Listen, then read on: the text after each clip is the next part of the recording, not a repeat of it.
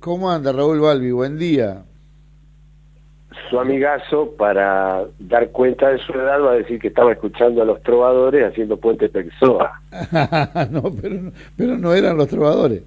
¿No eran los No, trovadores? no eran, pero Alcancé a escuchar efe- al- eh, el acorde, pero no sabía quién tocaba. Dije Puente claro, Pexoa, pero claro, claro. supuse que era la versión de Carlos Pino y Romero, de aquella famosa formación, ¿no es cierto? Claro, claro.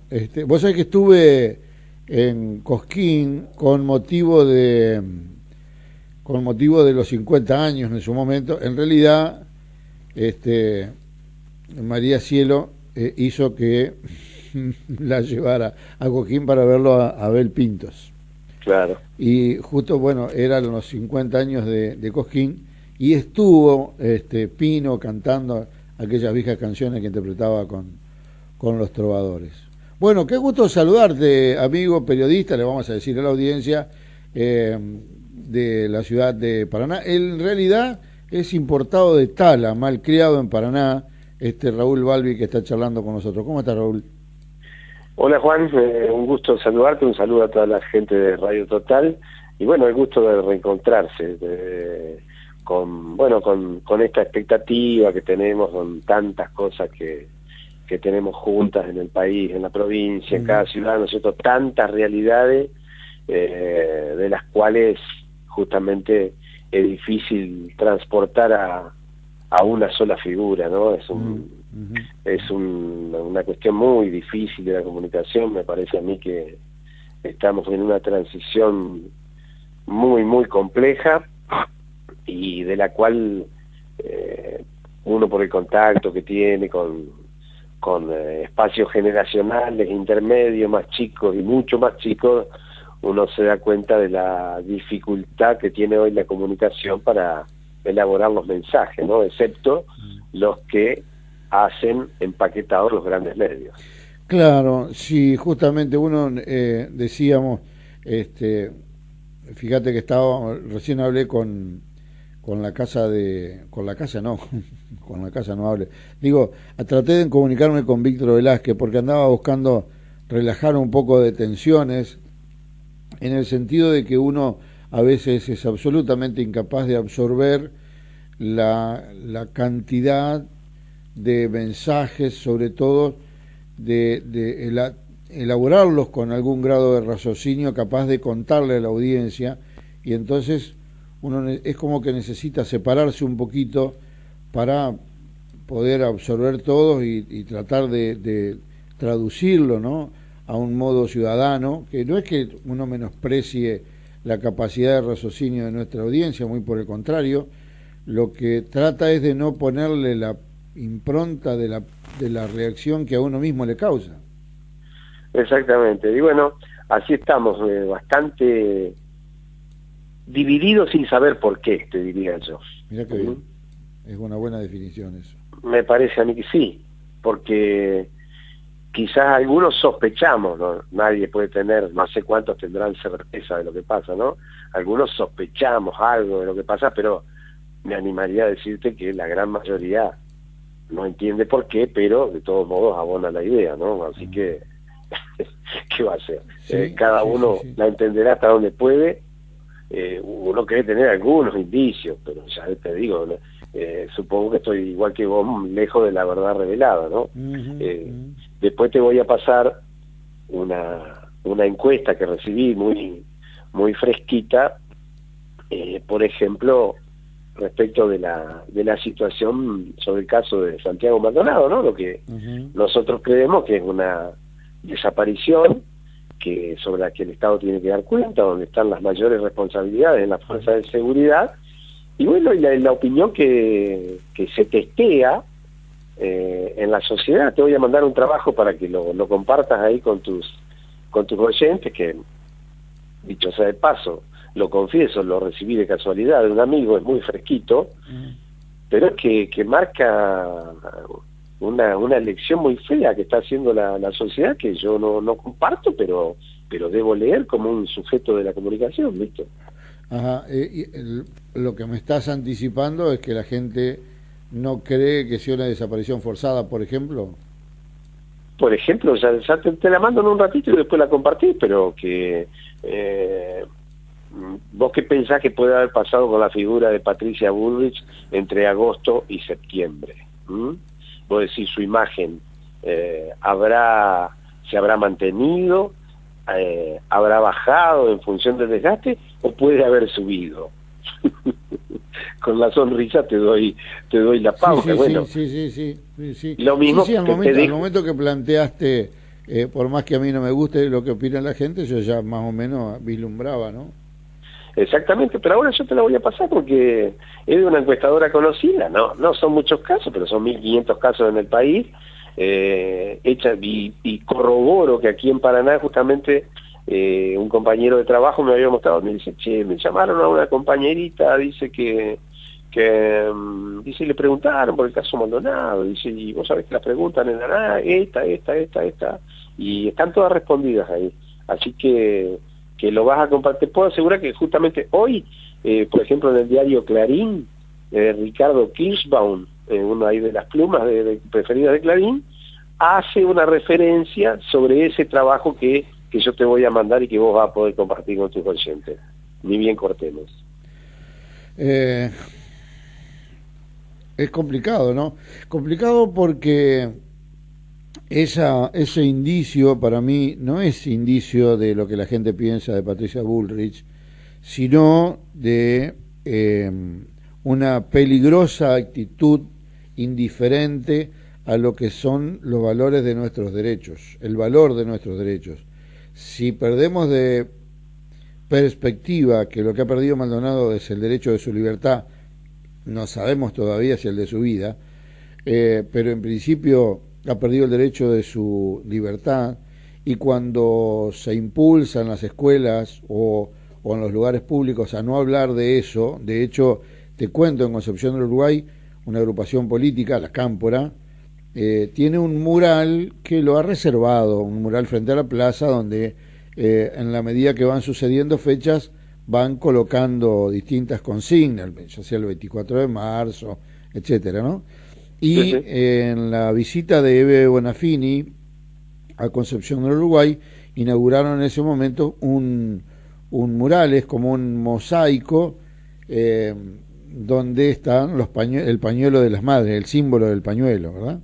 Bueno, alrededor de ese símbolo se fueron planteando distintas consignas, y el 1 o el 2 de septiembre, o el 1, que fue cuando se cumplió el mes de la desaparición de Santiago, pusieron ¿dónde está Santiago Maldonado? Y antenoche apareció borrado. Claro. Entonces, yo insisto en recordar una y otra vez el síndrome Bordaberry, la bordaberrización de este gobierno nacional, que implica un acercamiento a las Fuerzas Armadas o de seguridad, la militarización de la gendarmería y su utilización como sucedáneo del ejército. Ahora no pueden usar el ejército, usan la gendarmería para cometer las mismas tropelías que antes impulsó un gobierno militar. Entonces, bueno, el gran jugador que hizo posible que Uruguay caiga sucesivamente en un gobierno compartido entre Bordaberry y las Fuerzas Armadas, y luego que le patearan la cabeza a Bordaberry y se lo sacaran de encima y terminaba en un gobierno militar, el gran jugador fue la indiferencia. Bueno, porque con la participación de la gente no hubiera podido.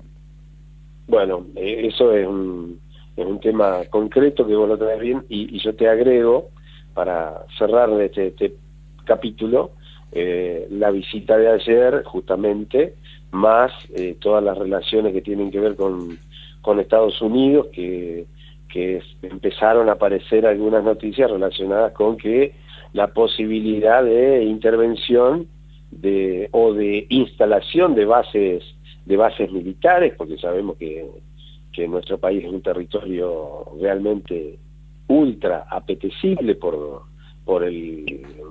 los americanos, así que bueno, y la visita del presidente israelí, también sabemos justamente los mayores desarrollos tecnológico a que han dedicado justamente, ¿no? En todo ese tipo de cosas que son las áreas de inteligencia, seguridad, etcétera, etcétera. Así que fíjate cómo de a poquito toda esa agenda que vos decís no estaba ni por asomo, no solo en Argentina, sino en varios países de Latinoamérica, esa agenda empieza a juntarse con esta otra que vos estabas mencionando. Bueno, pero eso da para largo, alguien lo irá a decir con más claridad que yo, por lo menos. Bien, Raúl, en cuanto a lo lugareño, el encuentro del sábado en Villaguay parece ser la primera función real de tratar de conducir un colectivo tan maleable, tan inmaleable como el peronismo, ¿no?, que tiene el gobernador Bordet en su carácter de presidente del partido a nivel provincial. Y lo señalo en virtud de que las heridas causadas por las posibilidades abiertas de tener nada más y nada menos que 10 listas que se presentaron en las PASO, no tuvo desde aquel 13 de agosto hasta esta semana que empezó a dibujarse esta posibilidad, un gesto de comunión, digamos, no al menos políticamente abierto, con algunas cosas que sucedieron en el medio, como asegurar de que cada lista había recibido 200.000 pesos y que todo el mundo está diciendo, por favor, mándeme lo que falta. Claro, así que, ¿cómo se observa en Paraná esta circunstancia? Bueno, mirá, yo creo que hay una expectativa abierta sobre lo que viene y más que nada, justamente, si más allá de que eso que vos relatás, que es una cuestión que se hizo pública, si por lo bajo hay algún vaso comunicante, ¿no?, con estos sectores. También ha habido manifestaciones sueltas, ¿sí?, también de jefes comunales, de intendentes que como el de Gualeguaychú, por ejemplo, que han marcado algunas disidencias. Creo yo que es un escenario ultra complejo, siempre analizado en el marco de la derrota, una derrota que, dicho sea de paso, era una derrota previsible para el oficialismo, y que por lo que se puede observar en los últimos días, como que tiende, luego de esa separación de agua y de ese fenómeno de las boletas, tiende a meterse en un cono que derive en una posible situación de unir esta cosa tan vasta que es el peronismo, tan difusa, pero además de contener otros tipos de sectores a los que claramente ha apuntado el gobernador Bordet. Vos sabés que la gestión de Bordet se caracteriza por mostrar logros contenidos en lo que es en la administración ordenada, en la transparencia de los mecanismos, en cómo se está invirtiendo en obra pública. También, por ejemplo, ayer se habló y se puso en claro una situación que por ahí la gente confunde, que es si las obras las hace una provincia, si las obras las hace la nación, si el municipio tiene algo o no tiene nada que ver. Bueno, ayer hubo una discusión en la Cámara de Diputados, donde un diputado de Cambiemos habló de las grandes ayudas del gobierno nacional, y en la agenda periodística le saltó a la yugular el ministro de Economía, un diálogo que no ha trascendido todavía, pero que, por ejemplo, le dijo, estoy hablando de Sergio Keneteman, que enrostró las ayudas del gobierno de Macri, 900 millones de pesos de anticipo, etcétera, etcétera, y todas las obras que se están haciendo, y Balay aprovechó y contestó que los 900 millones de pesos que le había anticipado la gestión de Macri durante el año 2016 a la gestión de Bordet, se transformaron en un crédito del sistema bancario por el cual la provincia tuvo que pagar casi 1.200 millones de pesos. Así que la ayuda se transformó en un crédito de un sistema bancario, no nada de amistades, digamos. Después, la falta de autorización para el tema del endeudamiento, que vos sabés que le costó plata en la tasa de interés, Entre Ríos, y otras cuestiones, además de justamente lo que se advierte, ¿no? Que las obras son contadas con los dedos de una mano y que además, tal como se han quejado muchos intendentes peronistas, han sido repartidas en su mayoría en municipalidades donde gobierna Cambiemos, ¿no? Que de todos modos, eso además de ser un poco folclórico, pone blanco sobre negro una situación que se confunde, ¿no? Donde hay mucha confusión. Que bueno, estamos haciendo obra, dice la nación, estamos haciendo obra, dice la provincia, estamos haciendo obra, dice la municipalidad, pero nadie sabe cuánto pone, Juan, esto nosotros lo tenemos bastante claro. Sí, totalmente. Además, lo que me parece que no se entiende es una suerte de asociación en la práctica, de sociedad amistosa, podríamos decir, de generosidad política del gobierno provincial para con el gobierno nacional, que responde de este modo, condicionando absolutamente al gobierno provincial respecto de su propia población, además de la acción psicológica, de los medios y de las consultoras, que bueno, que por ahí estas últimas reflejan nada más que lo que piensa la población, pero que por ahí son también parte de la acción psicológica necesaria para llevarnos otra vez a la puerta de otra derrota política en Entre Ríos, ¿no? Exactamente, bueno, yo lo que, ya te digo, no sé no tengo idea qué es lo que va a decir el gobernador, pero no se espera que haya un estado beligerante, por lo menos de parte de su propio discurso, ¿no? Ahora, bueno, hay quienes son candidatos que son los encargados de marcar las discusiones, viste que se han abierto 2 o 3 frentes, por ejemplo, como es la provincialización de Salto Grande, que es un objetivo que está planteando Bordet, diciéndole, bueno, los Entre Ríos estamos proveyendo del 8% de la energía que se gasta en la Argentina, Entre Ríos del 3% de la población, 3,2, 3,3, depende, y resulta que pagamos producimos energía a 200 y pico de pesos, que es lo que toma el sistema aquí para pagarle a Salto Grande,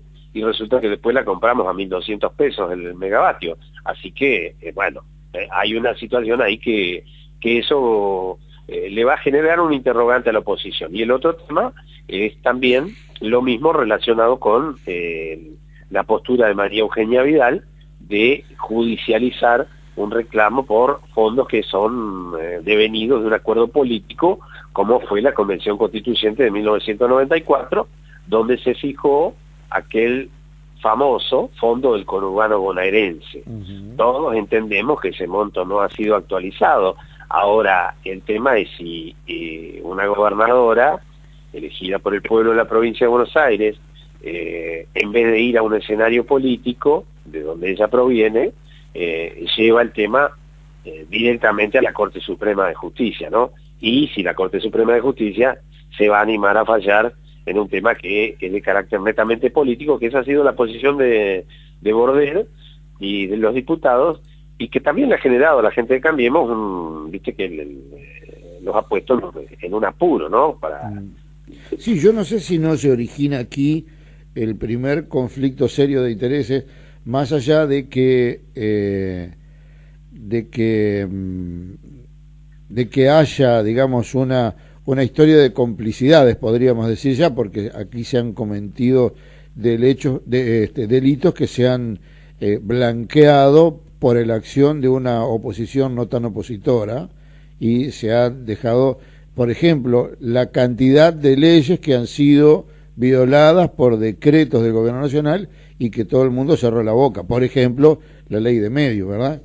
Exacto. Bueno, exacto. Así que esta sería otra ocasión, pero sería la primera vez que podría caracterizarse la situación del conflicto de fuerzas entre el poder judicial y el poder legislativo, por algo que le compete solamente al poder legislativo. No hay otro que pueda dictaminar a dónde van los fondos de la provincia que no sean los representantes de la propia provincia, y ahí entra a jugar entonces la balanza, y entra a jugar también el 19 de octubre, el 22 de octubre, ¿no? Sin duda, sin duda. Así que bueno, ese es el Ahora, escenario un poco. lo que yo me pregunto es hasta qué punto la población se da cuenta que esto es así.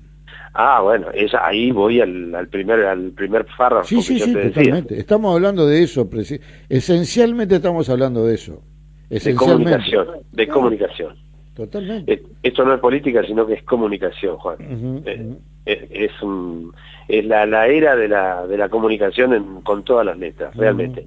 Y hablando de la comunicación, lamento, pero me tengo que despedir con una noticia triste, pero te la tengo que contar, porque a vos te va a provocar lo mismo que a mí.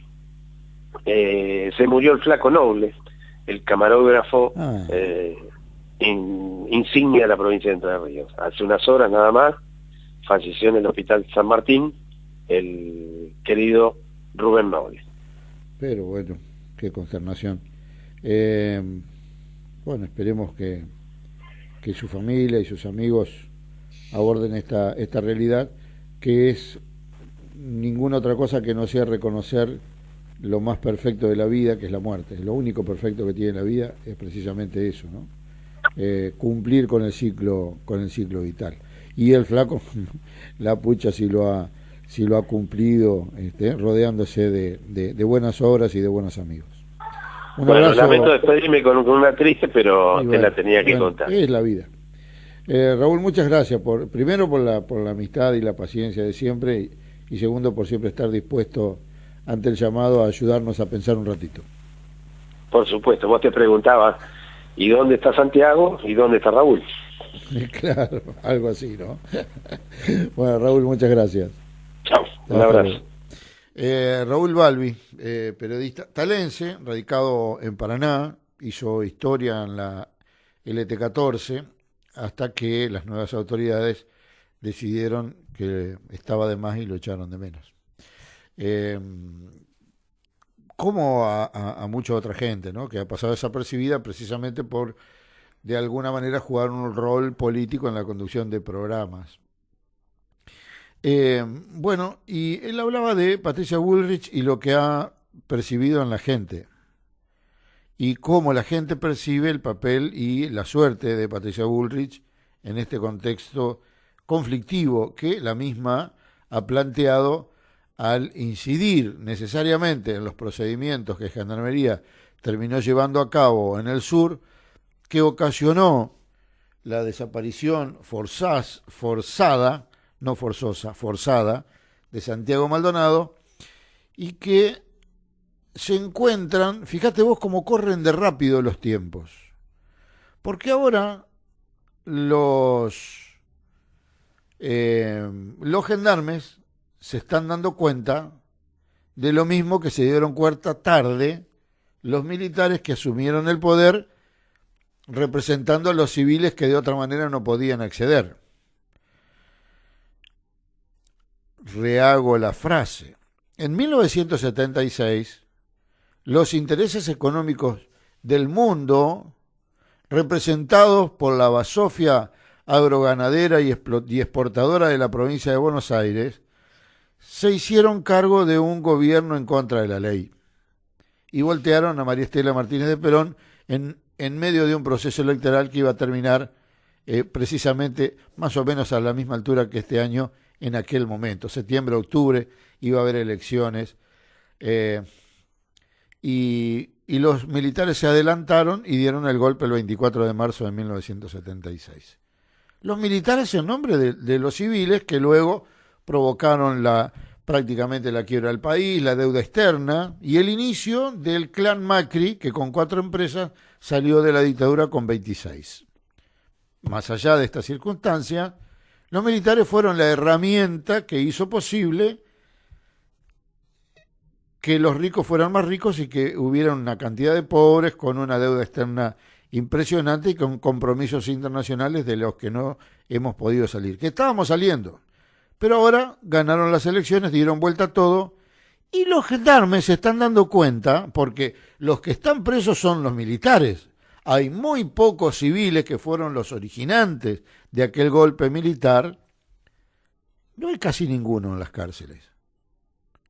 No hay casi ninguno. Y muchos de los jueces que están fallando ahora a favor de principios antidemocráticos como aquellos están asociados a la misma problemática.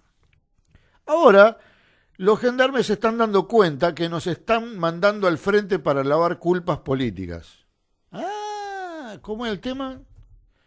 Claro, porque Patricia Bullrich y Nochetti, quedó claro por las declaraciones de ambos, mandaron a hacer lo que hizo Gendarmería. Y en el caso que desaparezca Maldonado, que haya sido inmolado, que lo hayan matado, que sabe qué pasó, ¿van a tener la culpa los gendarmes? Y la obediencia debida no es que tenían que hacer lo que les mandaban. No, acá no hay ningún problema, que se metan nomás. El tema de la flagrancia, pero no tienen orden judicial que entren igual. ¿De eso quién se hace cargo? ¿Nochetti? ¿Es entonces una desaparición forzada? Que lo digan los gendarmes. Que digan la verdad, que se reivindican ante su pueblo, digan, nosotros obedecimos órdenes de fulano, mengano y sultano. Ya lo hizo un jefe de gendarmería.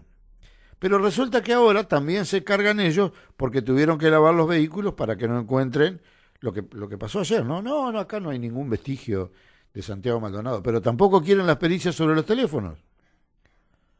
Es decir, siguen y siguen y siguen ocultando, y Santiago Maldonado no aparece ni vivo ni muerto. Entonces, a la gente la pueden engañar con que Patricia Bullrich es la reina de los bajitos. Pero Santiago Maldonado no aparece y la culpa la va a terminar pagando Gendarmería. Señores gendarmes, no entren otra vez en lo que ya entraron sus colegas militares que se están muriendo en las cárceles. Bueno, ahora, gracias a este gobierno, en sus domicilios. Pero muchos lavaron sus culpas en la cárcel y se murieron allí. Como merecían, por otro lado, porque no tenían que desaparecer gente, ni asesinar, ni apropiarse de bebés, ni cambiar de identidades. No hagan eso ustedes. 11:15 en la Argentina.